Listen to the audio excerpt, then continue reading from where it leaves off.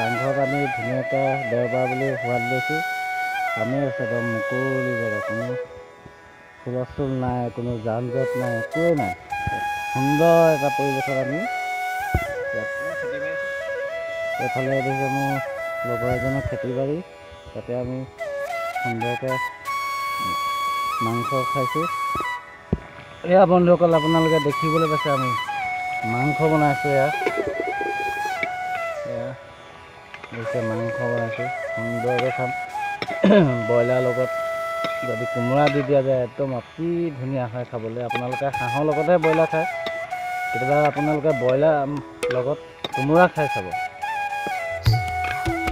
মোৰ ভুল হ'ল কোৱাটো, হাঁহৰ লগত কোমোৰা খাই বুলি ক'ব লাগে। হাঁহৰ লগত ব্ৰইলাৰ ক'লোঁ, ব্ৰইলাৰ লগত কোমোৰা খাব। আপোনালোকে হাঁহৰ লগতহে কোমোৰা খায়, কিন্তু ব্ৰইলাৰ লগত কোমোৰা খালে বেছি